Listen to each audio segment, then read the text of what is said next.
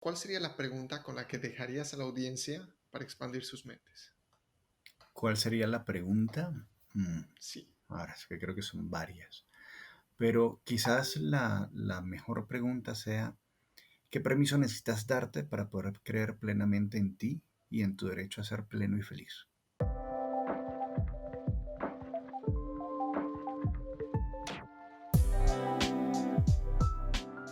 Bienvenidos, amigos, familia de Optimizándome. Mi nombre es JJ o Juan José Ruescas. Soy el host de este show en el que nos dedicamos a conocer la historia, hábitos, mentalidad, rutinas de humanos muy particulares, de los cuales aprendemos y de los cuales vemos qué cosas podemos copiarles para optimizar nuestra vida cada día un poquito más. Nuestro invitado hoy es un estudiante continuo del cuerpo, la mente, las emociones y su íntima interrelación. Desde hace más de 2 décadas, él se dedica a investigar y encontrar formas más eficientes de mantenernos saludables. Su curiosidad lo llevó a sumergirse en diferentes tipos de terapias cognitivas, desde la psiconeuroinmunología, la hipnosis clínica, la neurocodificación de la experiencia, Psych-K y más. Todo esto por su profundo deseo de servir a otros con su talento. Él es un experto en biodecodificación y el autor de Hablando con mi cuerpo, subtitulado ¿Por qué y para qué me enfermo?, del cual estaremos hablando hoy, entre otras cosas. Pero, sin más demora, demos la bienvenida a Gabriel Roar. Gabriel. JJ, un gusto. Gracias por la presentación. Me sentí muy identificado realmente.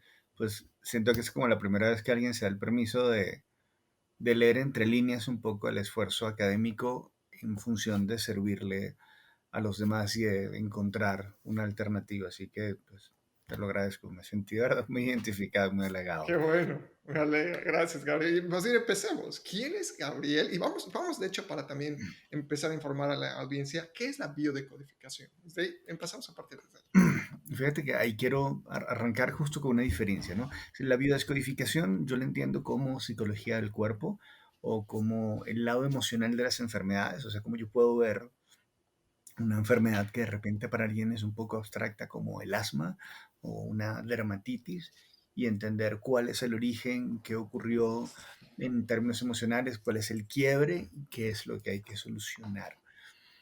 Hay un elemento en el cual yo pues, he querido diferenciarme de los conceptos de biodescodificación.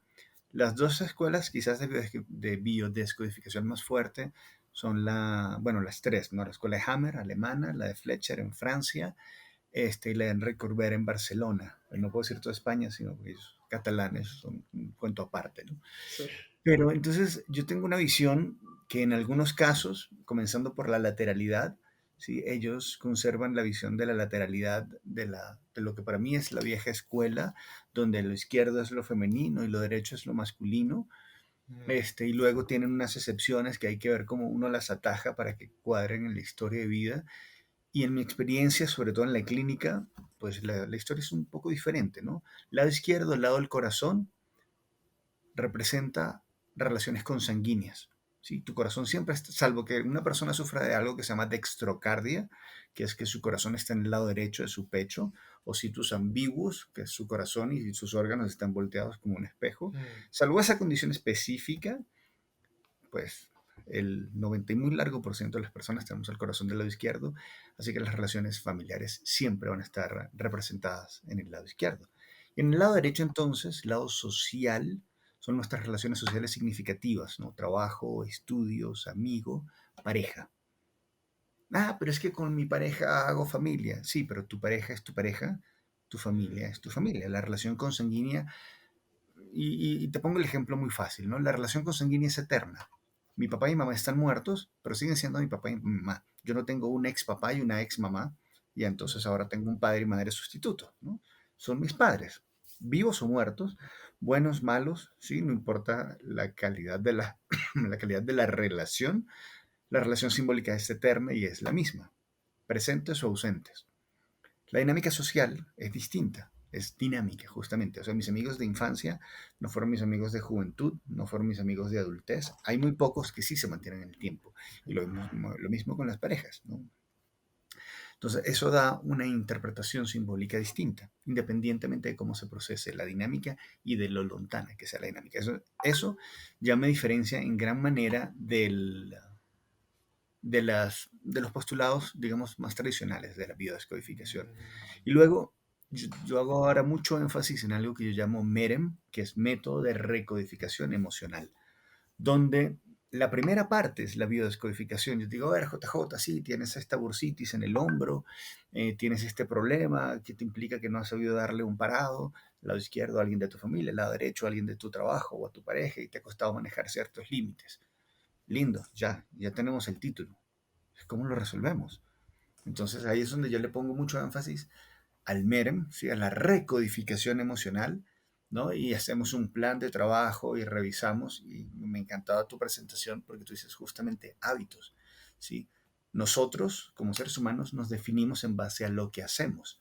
Entonces yo te digo, yo soy terapeuta, o yo soy esposo, o yo soy papá, o yo soy hijo, ¿no? Entonces, si lo vemos desde la escuela de psicodrama, Paulo Freire dice que nosotros estamos definidos por nuestros roles y nos definimos en base a la caracterización que hacemos de ese rol y cómo lo ejecutamos. Y yo coincido en que nosotros nos definimos en base a lo que hacemos, no en base a lo que decimos que vamos a hacer, sino en base a lo que hacemos. Entonces la salud tiene que ver con lo que hacemos cotidianamente.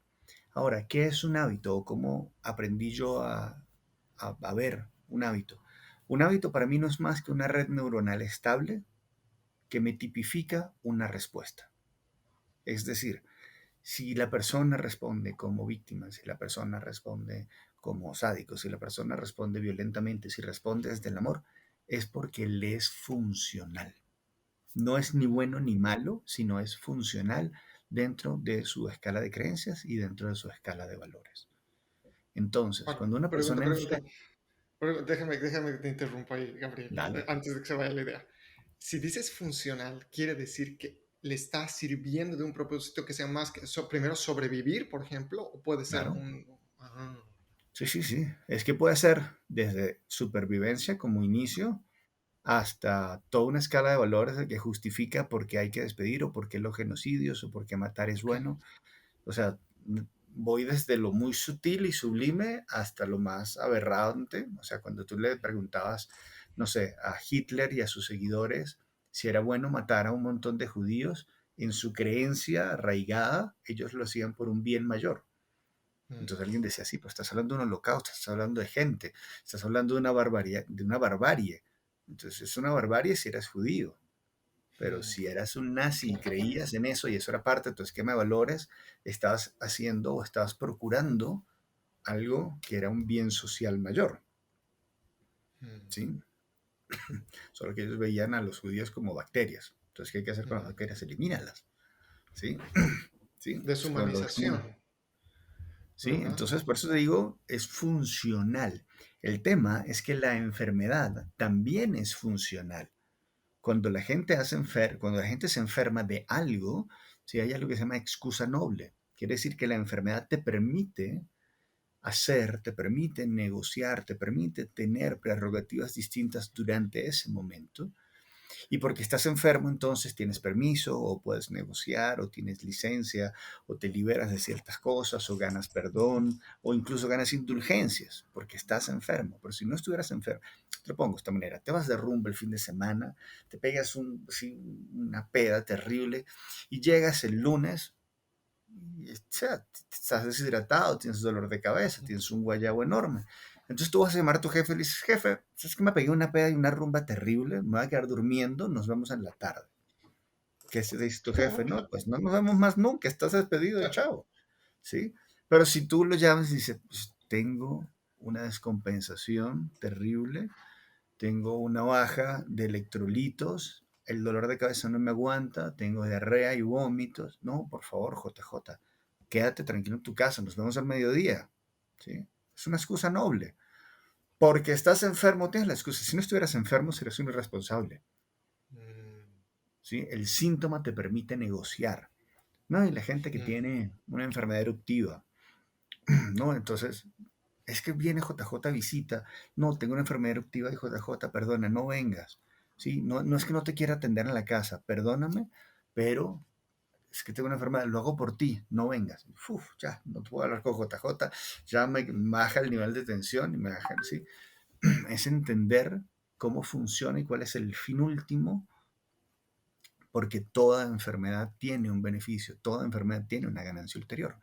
Cuando yo entiendo que detrás de una enfermedad hay un beneficio y que esa enfermedad, incluso, y aquí es donde se complica la traducción, ¿no? Incluso las enfermedades crónicas, fibromialgia, artritis reumatoide, lupus eritomatoso, o sea, estamos hablando de enfermedades crónicas y además enfermedades autoinmunes.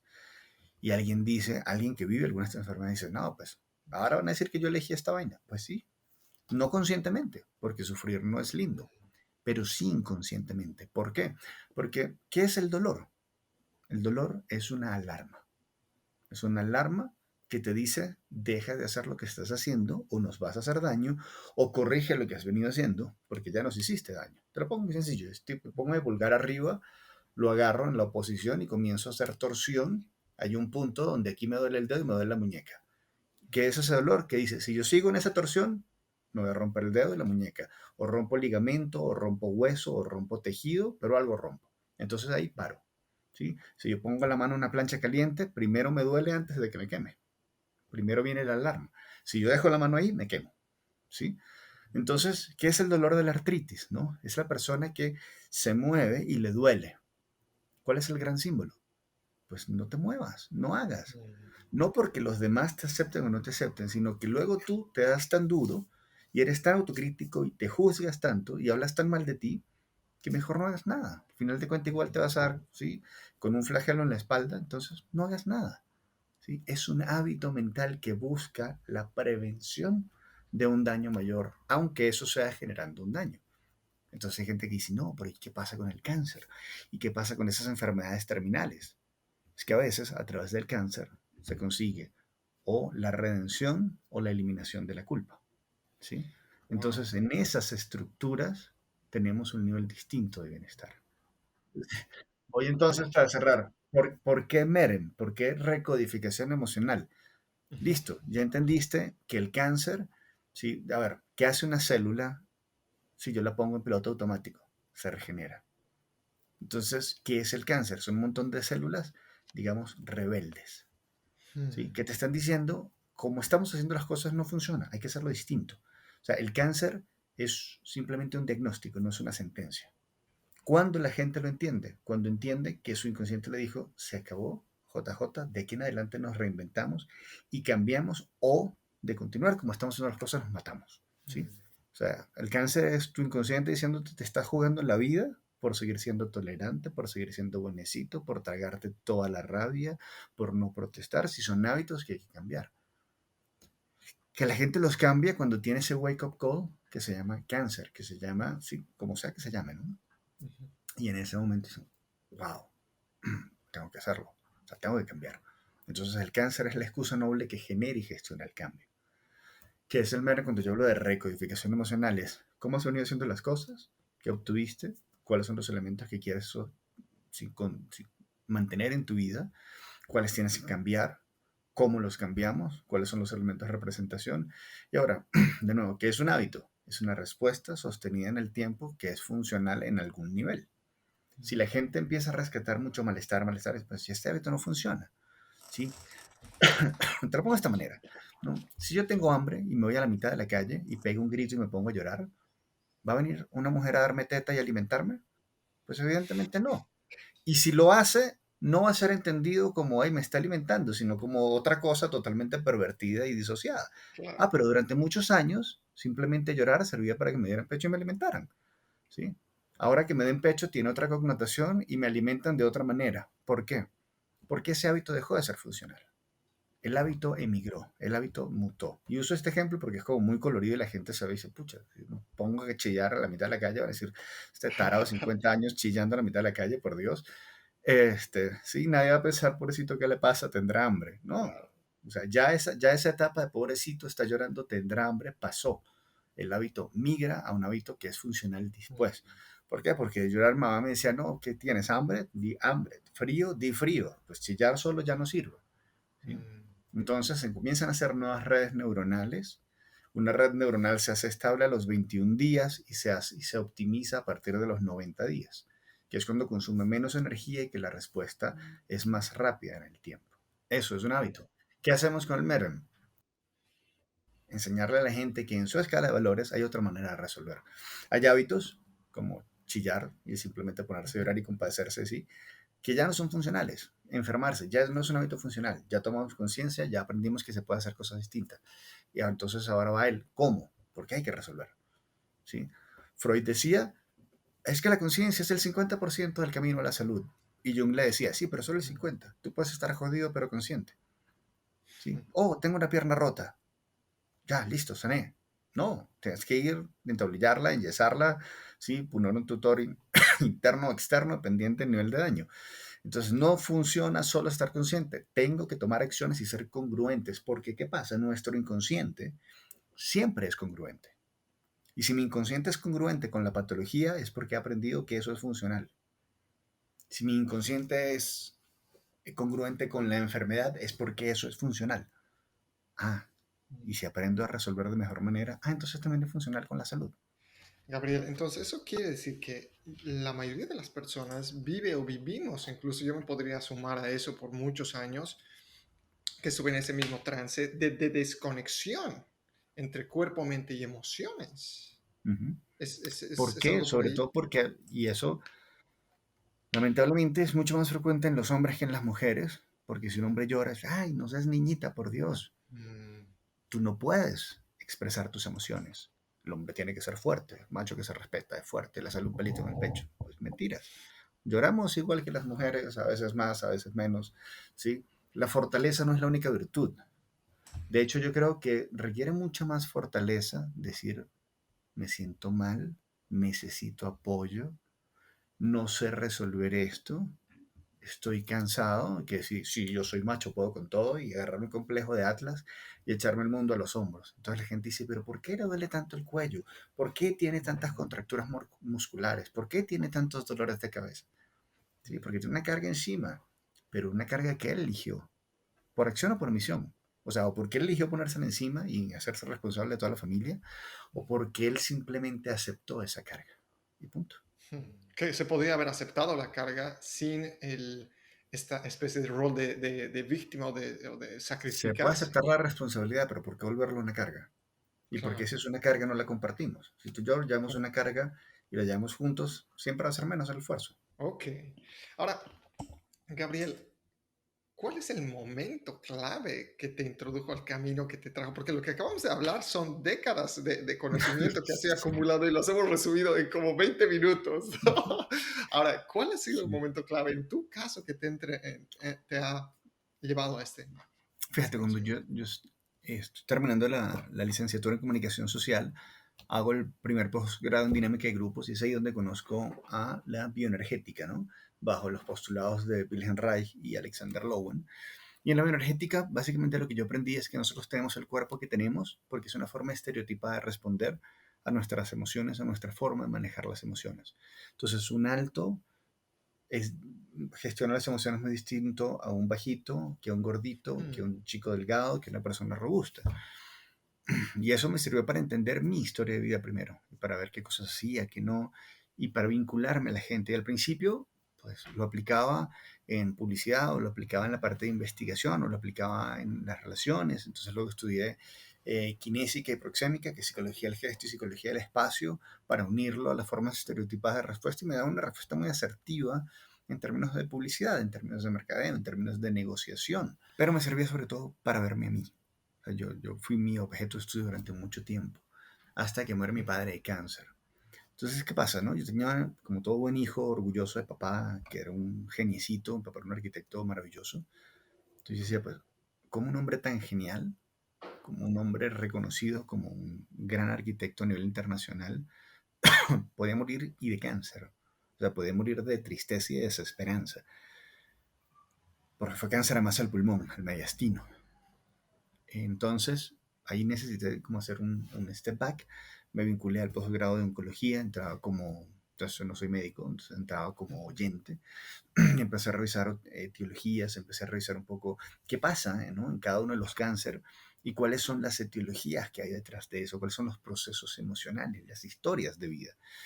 Y ahí pude dejar de ver a mi papá como ese superhéroe y verlo como ese humano frágil. Ya no era super papá, era pues, un hombre que tuvo una crisis, que le costó llevarse con mi abuela de buena manera, que sintió mucha presión y mucha responsabilidad y no supo gestionarla, y la culpa al final de cuentas pues hizo que él eligiera el cáncer, y escucha, lo digo con toda la responsabilidad, hizo que él eligiera el cáncer como mecanismo de cierre. En ese proceso fallece mi mamá de diabetes. O sea, mi mamá tiene una crisis y fallece de diabetes.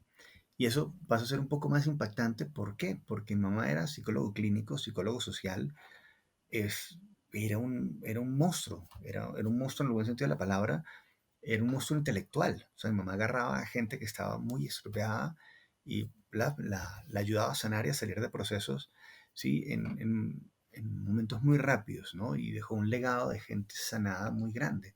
Entonces, que ella colapsara de esa manera y colapsara por diabetes, que de una manera habla de desamor, de una mala gestión del afecto, de una sensación de culpa, de una sensación de riesgo, dije, ya va. O sea, yo hay cosas que vi, que entendía, pero no sabía cuál era el alcance. Entonces volvió a mirar qué pasaba entre mi mamá y mi abuela, qué pasaba mi mamá y su pareja. Y entonces pude redimensionar todo y dijo, pucha, pues no podemos dar por sentado nuestras emociones, tenemos que hacernos responsables. ¿Sí? Ahí empiezo entonces a trabajar con gente, y en ese proceso además empiezo a hacer hipnosis clínica, técnicas ericksonianas, y necesitaba un trabajo con pacientes. Yo estaba muy dedicado a la academia, si se quiere, no tanto al trabajo personal. Y ahí me volqué más bien al trabajo personal. Entonces seguí en la academia, pero ya empecé a trabajar con más y más personas, y esto, o sea, quizás yo con clínica, o sea, trabajando, tengo 27 años, digamos, en el mundo académico y de investigación, pero de esos 27 solo 15 o quizás 16 años, creería yo, trabajando con público, o sea, trabajando uno a uno en terapia. ¿No? Porque por muchos años, lo que te digo, para mí era un ejercicio de autodiagnóstico y de conocimiento, ¿sí? Más que de salir a trabajar y acompañar gente. Pero luego también, no sé, quizás el metamensaje es, pues quiero saludar como símbolo a todos los padres y madres que no pude saludar en mi historia, ¿no? Y eso me... Y también por eso es que luego hago tanto énfasis ahora en la recodificación. Pues no te quedes con la etiqueta. Sí, esto significa diabetes. Pues pucha, no tiene que ser una sentencia, es solo un diagnóstico. ¿Sí? Vamos a resolver esto de mejor manera porque hay maneras. ¿Sí? Entonces, ¿cuánto hay que trabajar con el perdón? ¿Cuánto hay que trabajar con el autoperdón? ¿Cuánto hay de que una persona elige quedarse vinculada con la víctima? Me, me pasa con una paciente que lamentablemente fue abusada cuando tenía 8 añitos, ¿no? Por un hombre. O sea, imagínate a los 8 años una niña que es abusada por un hombre que pesa 130 kilos y que además cuenta con la protección de su mamá, que se supone que debía protegerla a ella. Entonces ella me dice a sus 43 años, me dice, soy una víctima. Pues yo le dije, qué pena, pero no. Pues me dice, ¿cómo que no? ¿No escuchaste mi historia? Te cuento todo esto. Y le digo, sí, escuché que eras, que fuiste en ese momento una víctima, pero hoy no. O sea, hoy entiendo que eres una sobreviviente, hoy entiendo que tienes otra, sí, que tienes otra alternativa y otra forma de vivir, ¿no? Entiendo que fuiste una sobreviviente y que si logras rescatar e identificar los recursos que hicieron que esa niña de 8 años le diera un parado a ese hombre, le dije hasta aquí, ¿no? Y se comportara de manera eficiente y aprendiera a sobrevivir. Digo, pues yo veo una sobreviviente. Y solamente ese reencuadre de ver su historia de vida, digo, wow, pues la verdad es que soy una sobreviviente, porque mira todo lo que he logrado. Y ahí soltó a la víctima por un momento y empezó a soltar a todo ese dolor y empezó a agarrar las oportunidades y empezó a decir, pero es que si yo hacía esto, yo hice esto, si logré todo esto. Y ese concepto la llevó en el siguiente mes a perder 8 kilos, una mujer que tenía enorme sobrepeso sin hacer dieta, pero ya la llevó a cambiar de trabajo, ya en 3 meses cambió de casa, hizo un upgrade. Entonces, si ella sigue pegada a la víctima, pues alguien más la va a estar fastidiando en la vida, ¿no? Ella ya no es la víctima, ella ahora es la sobreviviente, es la que puede salir adelante. Eso cambia el mindset completamente, porque en la víctima, pues tú eres víctima porque hay un victimario, O eres víctima porque no ha llegado tu salvador, ¿sí? El poder está en el otro. Mm, Cuando tú eres el sobreviviente, tú eres el poderoso. Tú eres el que puede gestionar y cambiar eso. mm. Entonces eso te da un mindset distinto. Ahora, hablando de mindset, Gabriel, vamos a entrar por esto porque veo que todo está relacionado y no se puede separar, no hay una línea de división entre lo que son las emociones, los hábitos, las actitudes y por ende los resultados que llegamos a tener, Ujú. ¿no? ¿Y cuáles son los errores que tú podrías decir que ves en personas, en su mentalidad? Son errores que tal vez no nos damos cuenta que estamos cometiendo y que tal vez tú a través de tu propia experiencia te diste cuenta de esos errores y ahora eres capaz de ver esos errores de mentalidad en otros, los cuales impactan emocional y fisiológicamente. A ver, es que si yo te digo errores, voy a estar hablando de alguna manera como de bueno o malo, voy a estar haciendo un Ah, juicio, ¿sí? ok. Yo te puedo decir cómo veo yo la vida, Ajá. pero como te dije antes, en lo que yo he aprendido es que las enfermedades son adaptativas. Entonces, nuestras formas de vida son adaptativas. Y esto me lleva a un concepto que muchas veces también se presta a confusión, ¿no? ¿Qué es lo normal? ¿Sí? Lo normal es lo que se repite con frecuencia. Normal es un concepto estadístico donde el evento que más se repite es la norma y lo que está a la izquierda y a la derecha de la norma es la desviación normal. Pero normal no quiere decir que sea bueno, ¿sí? Vuelvo al ejemplo del holocausto. Era normal para para un nazi, ¿sí? Odiar a un judío y verlo como una amenaza y eso no lo hace bueno, pero sí lo hacía frecuente, ¿sí? Eh, Eso lo hace simplemente normal. Entonces, volvemos al tema de los hábitos, ¿sí? Entender que tenemos hábitos que son funcionales para nosotros, pero que hay gente que lo hace muy distinto. Y eso no quiere decir que sea bueno o que sea malo. Es bueno o malo que un lobo se coma un pollito. Pues si eres el lobo es muy bueno, tenías hambre, es natural. Si eres el pollito o familia del pollito, pues es terrible, ¿sí? La cosa es, mi invitación, creería yo, este, mi invitación, creo yo, es qué tipo de vida queremos tener versus qué tipo de vida tenemos, ¿sí? Y cómo nos hacemos responsables de eso. Entonces, si yo, la vida que tengo, por alguna razón, hay dos cosas, ¿no? Uno, tengo la vida que creo que merezco, ni más ni menos. Tengo la cantidad de amor, tengo la cantidad de prosperidad que creo que merezco. Y esta frase para muchos es muy dura porque dicen, pues perdóname, tengo una vida. Entonces, ¿cómo es posible que, mira, esta pareja, pues, ¿quién la eligió? A mí hay un proverbio egipcio que me encanta, que me dice, no hables mal de tu pareja, recuerda quién la eligió. Entonces yo digo, es que mi pareja es un cretino, es que mi pareja es esto. Pues tú lo elegiste, ¿sí? Tú lo elegiste o tú la elegiste. Tú puedes cambiar eso, ¿sí? Eso así es fácil. Es que tengo un trabajo que me pagan poco. Tú lo elegiste, ¿sí? Entonces cuando yo, y es un poco, y por eso ¿no? El énfasis en la recodificación, cuando yo le devuelvo a la persona el poder de ser responsable de su vida, quitarte esa careta de víctima. Porque ojo, para muchos ser una víctima es muy cómodo. Es muy cómodo cuando tengo un salvador que se vuelve proveedor. Entonces yo lo único que hago es elevar el nivel de queja cada tanto, me da un poquito más y listo, y me mantengo. No tengo que asumir la responsabilidad de mi vida. Pero cuando yo digo, yo soy responsable de mi vida, pues yo hago lo que me da la gana, respetando a los demás, pero yo soy libre de vivir donde quiera, de trabajar haciendo lo que quiera, de, porque es mi vida. Nadie la padece por mí, nadie la disfruta por mí. Entonces, ¿cuál sería mi invitación? Pues revisen qué tipo de vida tienen, revisen qué tipo de vida quieren y cómo resolvemos. Entonces nos sentamos en acciones concretas. Pero es que no sé hacerlo. Pedimos ayuda, agarramos mentoría, agarramos counseling, hacemos coaching, ¿sí?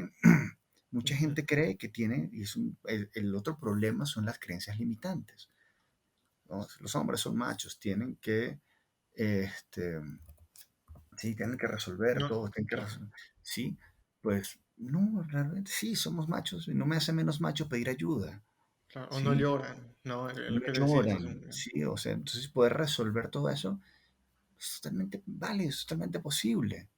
Cuando yo aprendo, aquí yo no, o sea, además, voy a ir quizás a una visión un poco más macro y más antropológica. Se supone que lo que nos hace humanos, al principio decían, no, bueno, el pulgar en oposición, que nos diferencia de los primates, que tienen presión dígito palmar, o sea, de los dedos a la palma, y nosotros tenemos presión fina, que es digital, ¿no? Entonces, sí, todo eso es muy bonito, pero ¿qué es lo que nos hace más humanos? La capacidad de aprender de la experiencia ajena. Tú no tuviste que inventar la rueda, ni el fuego, ni tuviste que sí, salir a plantar las papas, ni cómo se hace todo un proceso de agricultura, ni tuviste que aprender a hacer costura para estar vestido hoy, ni matar a los animales que te comes, ni las verduras, ni nada de eso. Ni aprender, no sé, a hacer una mesa y tienes una mesa en tu casa, porque alguien más la hizo y nosotros la aprovechamos. ¿Sí? Entonces, no hay nada más humano que aprender de la experiencia ajena. Lamentablemente hay un mito social que dice, nadie aprende en cabeza ajena. Pues mentira, eso es lo que nos hace humanos. Cuando yo me doy el permiso de decir, ok, alguien más tuvo éxito en esta vida o tiene más éxito que yo, entonces puedo aprender de él. No es que tengo que hacerlo solo. Pues bien tonto si te pones a inventar la rueda hasta el todo el partido, ¿no? Sal, permítete que alguien que ya pasó por ahí, que ya se dio un montón de cabezazos, te diga, mira, yo lo hice así, a ver si te sirve. Y aprende que no tienes que copiar ese método completo, copias lo que te sirve. Se llama modelo de aprendizaje por síntesis. Cada uno tiene algo que enseñarme y cada uno, sí, en consecuencias, me permite aprender algo distinto. Si yo me pongo todo soberbio y digo, no, es que pues, yo ya tengo 50 años, ¿qué me va a enseñar un niño de 23? Pues ese niño de 23 capaz de que agarra, si mi página web le da 4 cambios y la vuelve 1000 veces más óptima, y yo dije, pucha, pues no entiendo ni papa lo que hizo. Y ese niño es un pequeño genio que entiende progresiones matemáticas, aritmética o simplemente programación. Entonces, que tenga más edad no me hace más sabio, que tenga menos edad no me hace menos sabio. Yo lo compartí en estos días, así en términos jocosos. 23 años, yo tenía el cabello largo, era muy hippie, andaba en mi moto, pero era consultor de una compañía de petróleo y era parte del Consejo Consultivo de Naciones Unidas. Sí, quizás ha sido uno de los momentos más hippies. Y me acuerdo que una persona de PDVSA en aquel momento me dice, bueno, y tú, a ver, niñito, ¿qué tienes que enseñarme? Y le digo, listo, hablemos de optimización de equipos de alto desempeño y dime por qué tu equipo no rinde y yo te cuento por qué tu equipo no rinde. Y yo veo procesos, tú estás acostumbrado a ver, sí, pozos. Yo veo gente y veo procesos humanos. Mi especialización es la gente. Entonces, y refunfuñando porque ese niñito de 23 años, todo peludo y todo hippie, sabía algo que él, gran director de una petrolera, no sabía. ¿Sí? Entonces, mi invitación además es, dejemos esa prisa por compararnos. ¿Sí? ¿Por qué siempre la grama del vecino es más verde que la nuestra? Es que no lo es. ¿Sí? Y si yo me paro en la acera del vecino, ¿qué es lo que va a haber verde en mi césped? ¿Sí? Si yo soy capaz de ponerme en la acera del vecino y decir, pues pucha, pues que mira este niño todo lo que sabe en esto, o este viejo, o sí, ¿cuál es la experiencia que tiene que validar? ¿Qué tiene que contar? ¿Qué tiene que compartir? ¿No? Y queremos espacios como estos. Decimos, ay, ¿qué quiere decir que mi verdad es la última? No, para nada. Mi verdad es una de las tantas verdades que hay en el mundo y que hay gente que pueda aprender de ella, pues maravilloso. Y al que no le sirva, pues que siga a alguien que sí le sirva y divino, ¿sí? Pero entender que la información de nosotros nos filtra y nos tamiza cómo vemos el mundo y en consecuencia cómo interactuamos con ese mundo y el provecho que le podemos sacar, ¿no? Si yo te muestro una foto de un paisaje donde hay un puente sobre un lago y se lo muestra a un ingeniero estructural, a un ingeniero hídrico y a un observador de aves, uno va a decir, oh mira, un colibrí. El otro va a decir, oh mira, una fuente hídrica. Y otro dice, oh mira, qué lindo puente. ¿Quién tiene razón? Los tres, son tres verdades distintas, cada uno observa, aprecia y en consecuencia saca ventaja de ese paisaje de una forma distinta. La víctima lo hace de una manera, el victimario de otra, el que es responsable de otra, el soñador de otra. ¿Quién tiene razón? Pues cada uno tiene sus razones. El tema es que cada razón es funcional en su escala de valores. ¿Cómo le puedo sacar yo provecho a eso? Depende de mi escala de valores. Si me dejó de servir, pues tengo que cambiar valores y creencias. ¿Cómo lo hago? Identificando nuevas creencias, identificando nuevos valores, dándome el permiso de equivocarme, entendiendo que la vida es simplemente una curva de aprendizaje y listo. puedo tener 63 años, salir con una nueva oferta de negocios, como lo hacía el Colonel Sanders, y pasar a montar una cadena de restaurantes en un lugar donde todos los expertos le dijeron, no, aquí solo se vende hot dogs y hamburguesas. Olvídate del pollo frito, eso no sirve. Y hoy KFC es la cadena de restaurantes más grandes del mundo. Y mucha gente me dice, no, no, es McDonald's. No, revisan la estadística.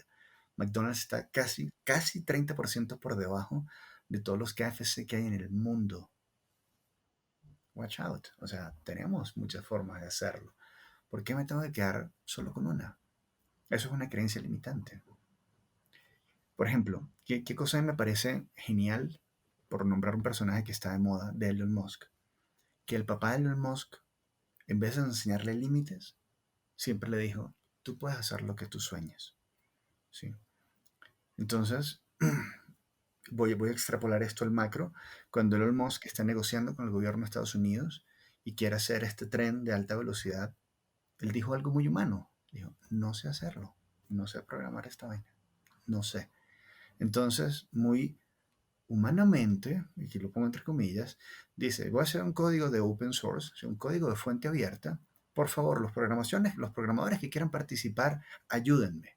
¿Sí? En 3 meses tuvo 1 millón de personas, prácticamente, de distintos lugares del mundo, optimizando su código. Cuando lo terminó, se volteó y le dijo al gobierno de Estados Unidos, toma, esto te cuesta 15.000 millones de dólares, gracias. Divino. O sea, divino. Es no sé hacerlo, trabajen para mí. ¿Tú sabes lo que te hubiera costado? 1 millón de personas, 900 y tantas mil personas trabajando, sumando un código y haciéndolo robusto. Quedó impecable y nadie lo hubiera podido hacer solo. Pero ¿qué es lo divino? Que él dijo, muchas gracias, todos se sintieron orgullosos. Yo trabajé en ese código, wow, soy un duro. Y él se metió 15.000 millones de dólares. Es divino. O sea, cómo lograr que los demás se salgan con la nuestra es la visión que él tiene. ¿Sí? La NASA necesita fondos y necesita una visión. Tranquilo, NASA, yo te ayudo, pero yo me quedo con la licencia del espacio por la siguiente década. La NASA dijo, pues a quién le importa el espacio, dale, financia nuestros proyectos. ¿Sí? Tiempo más tarde tienes a Jeff Bezos en una disputa legal porque él también quiere hacer eso y él no Claro. puede. ¿Por qué? Porque tiene los derechos condicionados. Le picaron lenta en el tiempo, eso es todo. ¿Que está inventando el agua tibia? Sí, está inventando el agua tibia. O sea, digo Elon Musk, Claro. ¿sí? Pero lo está haciendo de una forma creativa. Y lo que se está haciendo está quitándose permisos. Estaba viendo el otro día la escalabilidad de las rentas, ¿no? Él pasó de 22 millones de dólares, una década más tarde, 200 millones de dólares, una década más tarde, no, 5 años más tarde, 2.000 millones de dólares, 3 años más tarde, 180 billones de dólares, ¿sí? 5 años más tarde, de 2 billones a 183 billones de dólares, ¿sí? Simplemente porque él cree que es posible. Y él siempre lo dice. Entonces, ese es el punto. ¿En qué crees tú? ¿Tú crees en todo lo que no puedes hacer? ¿O empiezas a pensar? Porque el mindset, ¿no? Esta estructura mental, te lleva a dos lugares distintos. Si yo pienso no lo puedo hacer, empiezo a preguntarme por qué y justifico todo lo que no puedo hacer. Si yo creo que lo puedo hacer, empiezo a preguntarme cómo. ¿Cómo? ¿Con quién? ¿Qué lo hace posible? Y la estructura cambia. Cambia completamente. Soy un mundo de posibilidades. Lo mismo pasa Ahora, con la salud. Gabriel, déjame interrumpir ahí justo antes de que nos vayamos para otro lado, porque esto de la mentalidad es fantástico.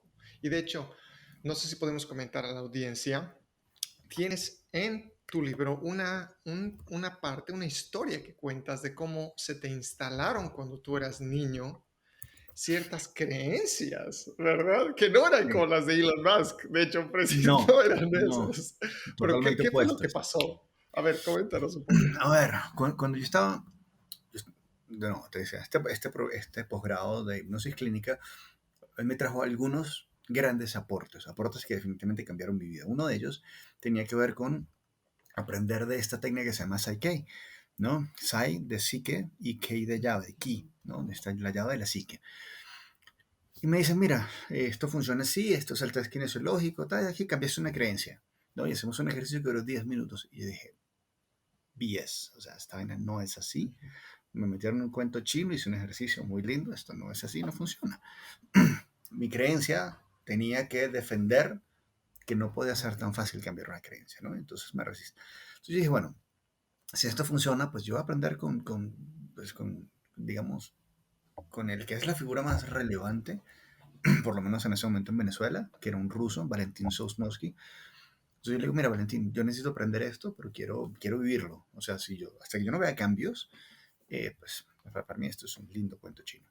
Entonces me dice, no, pues es que no tengo la formación abierta. O sea, no me importa, yo te pago la hora de terapia por cada hora de formación, pero yo necesito vivir esta experiencia. Tienes un tipo realmente muy, muy genial. Acepta, entonces comienza a formarme, o sea, una clase uno a uno. Aparte es divino tener la oportunidad de tener un profesor uno a uno en eso.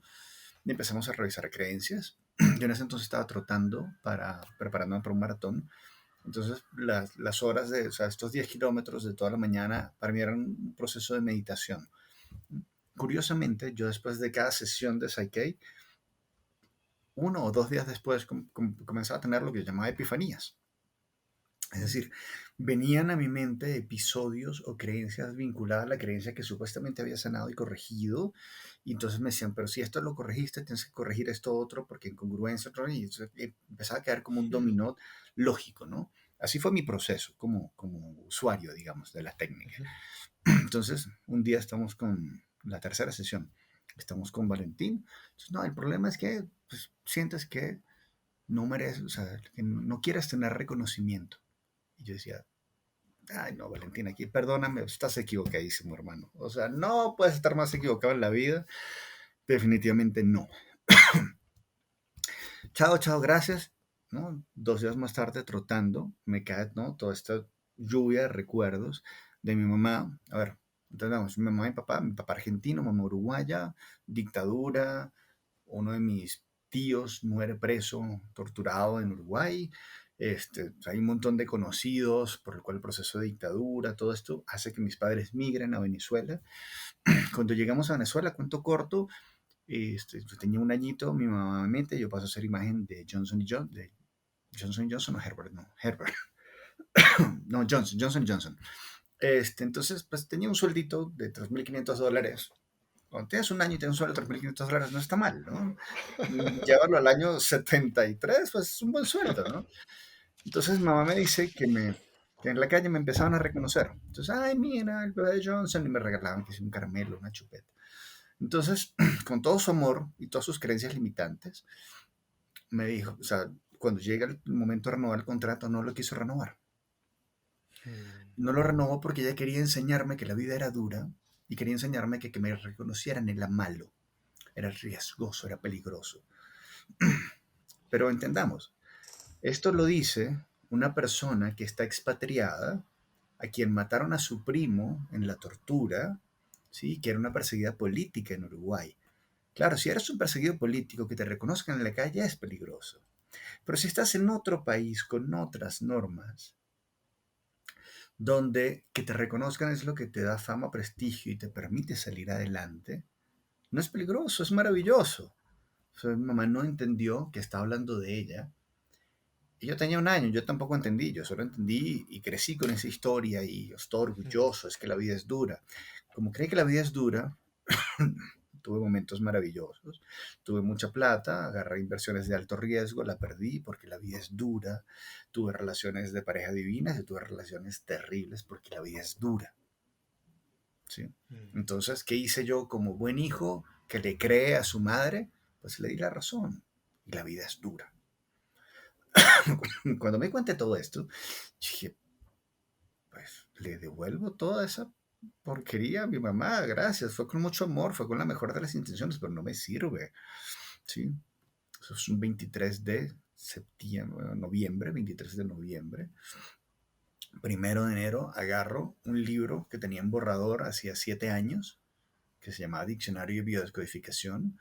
Agarro 112 libros que eran mis referencias, me pongo a trabajar y el 5 de enero tengo el primer borrador listo, un borrador que tenía 587 páginas, una cosa así, no me acuerdo bien, 580 y pico páginas, que se llamaba Hablando con mi cuerpo, porque para que me enfermo.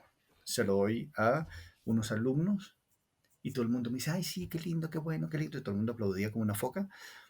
Hasta que una me dijo, mira, una alumna, me dijo, mira, muy bonito, técnicamente correcto, pero no te sirve. ¿Por qué? Dice, porque si yo leí este libro a esta señora, que es simplemente la mamá de mi compañerito del colegio que quiere saber por qué su hijo se enferma, a ella no le sirve todo el proceso de fisiopatología y qué pasa con el gen. No le sirve. Ella quiere saber por qué su hijo se enfermó. Bien, gracias. Me regresé, le quité 250 páginas de teoría y lo resumí en el libro que tú conoces hoy. ¿Sí? En un libro que es más ameno, es más humano. Yo no le quiero escribir a médicos, seguramente un médico sepa mucho más que yo de fisiopatología, no le quiero escribir a oncólogos ni a psiquiatras. Le quiero escribir a la gente que lo agarre, lo revise y diga, wow, ya entendí. Mira, estas son las preguntas de sanación, déjame reflexionar qué puedo cambiar. Entonces, y eso fue para mí un gran wake-up call también. Quiero trabajar con gente, no con wow, super especialistas, no, también que se sumen divinos, ya me ha pasado. Ya he tenido la fortuna de tener muchos alumnos oncólogos y muchos alumnos Mm. endocrinos, y, este, pero lo que yo hago es simplemente trabajar con gente, entonces mi lenguaje tiene que ser muy humano. O sea, yo tengo que poder llegar a la gente con un lenguaje humano y no con un montón de tecnicismos. Creo que ese es como mi gran aporte, volver todo esto simplemente humano. Digerible, ¿no? Sí. Sí. Wow, gracias por esa historia. Gabriel, entonces, hablando sobre esto, que a veces hay entonces creencias instaladas sin que nosotros nos hayamos percatado de eso. Como tú dices, por amor se nos ha instalado cosas que tal vez fueron funcionales en algún momento, en algún Ujú, contexto, sin ujú. embargo ya no lo son. Y en esa clase de aspectos, escuché hablar, y corregime por favor, seguramente voy a meter la pata en lo que voy a decir, pero está bien, así aprendemos. Exactamente. Escuché mucho que hablas sobre lo que es la teoría de la certeza. Y déjame llevarlo, ahora extrapolarlo con esto. Muchas personas dicen, o conozco muchas personas y en algún punto yo lo dije, es, yo sé que mi certeza o mi creencia sobre la riqueza, ponte un ejemplo, sobre la salud o la riqueza, ponemos riqueza. Yo sé que tengo que lidiar con algo de creencia sobre la riqueza y creo que este es mi punto. Pero a pesar en teoría, entre comillas, saber cuál es su creencia limitante, no cambian. Y eso me hace pensar, ¿qué onda con esto de lo que se llama la teoría de la certeza y cómo lo vas definiendo tú? ¿Es que la gente nos engañamos? ¿Cómo va eso? Sí, claro, claro. Claro que nos engañamos muchísimo. Somos sumamente autocomplacientes. Pero también el de la certeza tiene dos caras, ¿no? La gente cuando piensa en certezas, piensa solo en las certezas de sus capacidades. Resulta ser que las dudas son certezas de las incapacidades, ¿sí? Cuando yo te digo es que yo puedo hablar en público, pero cuando te digo por otro lado, es que no sé si sea capaz de pilotear un helicóptero, por decir algo abstracto, ¿no? O no sé si soy capaz de desarrollar un modelo de negocio sostenible y escalable en el mundo digital. No, no, es que no sé si soy capaz. Es que sé que soy incapaz de hacerlo, que es distinto. Mm, Cada vez que una persona te diga no sé o te diga tengo dudas, tiene la certeza de su incapacidad. Eso es diferente. ¿Por qué? Porque nosotros trabajamos en base a certezas. Nuestro cerebro hace lo que sabe hacer. Cuando él te dice dudo de mi capacidad, pues es una manera elegante de decir tengo la certeza de que no sé hacerlo. Y punto. Entonces, mm, si una persona te dice, yo sé hacerlo, go get it, demuéstralo. ¿No? Tú eres lo que haces. Punto. Y haces lo que sabes que puedes hacer porque te ha dado resultados antes. Por eso hay un montón de coach financieros, sobre todo, que te dicen, y de hecho, esto lo dijo varias veces Bill Gates, decía, oye, una oportunidad, yo agarro, la acepto, luego veo cómo aprendo a desarrollarla, pero yo digo, sí se puede. Yo después veo quién contrato, porque él tiene claro que él no tiene que hacerlo él. Él acepta mm. la responsabilidad, la asume y luego ve a quién le paga para que la lleve adelante. Punto. ¿Sí? Y de hecho había una entrevista hablando del tema de estas oportunidades, ¿no? que se la hicieron en, ¿dónde fue? CNN, no recuerdo, creo que fue en CNN, y el que saca la chequera, está hablando sobre el tema de las oportunidades, y le da un cheque en blanco, firma un cheque y se lo da en blanco a la entrevistadora, y dice, toma, pon la cifra que tú quieras. No, no me puedes comprar, no sé qué. La tipa se indigna toda, y le devuelve el cheque. Dice, no, no, toma, de nuevo, le devuelve. Le dice, haz lo que quieras, pon la cifra que tú quieras, ponlo a tu nombre y cóbralo. No, porque, ¿por qué me ha tomado? No sé qué, lo devuelve. Y Bill Gates luego rompe el cheque y le dice, ves, esa es la diferencia entre tú y yo. Yo veo una oportunidad y la tomo. Tú ves una oportunidad y te ofendes.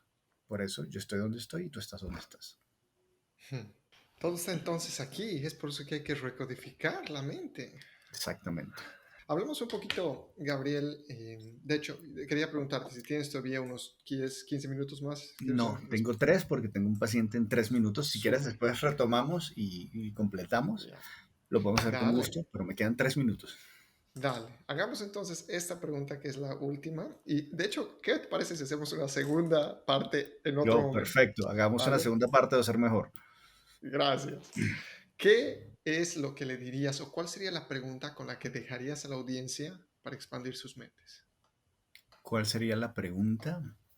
Sí. Ahora, es que creo que son varias. Pero quizás la mejor pregunta sea, ¿qué permiso necesitas darte para poder creer plenamente en ti y en tu derecho a ser pleno y feliz? Bien. Gracias, Gabriel. ¿Dónde te podemos encontrar en las redes? Por favor, síganme en @gabriel.roar en Instagram y Gabriel Roar en Facebook o en Twitter. Ahí estoy a la mano.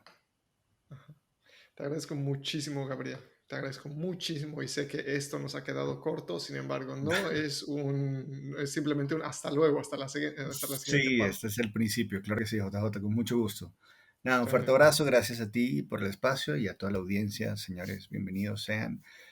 Nos vemos los viernes de preguntas en Instagram, puedo chequear y si no, dense el permiso de tener un acompañamiento privado y entender cómo en la escala personal cada uno de nosotros siempre puede estar mejor. Eso siempre es una posibilidad. Gracias, Gabriel. Vamos a terminar con esas palabras. Muchas gracias a la audiencia, familia, amigos de Optimizándome. Mi nombre es JJ Riscas y nos vemos en el siguiente episodio. Antes de eso, no olviden darle un thumbs up, suscribirse y nos vemos en entrevistas similares a esta. Adiós.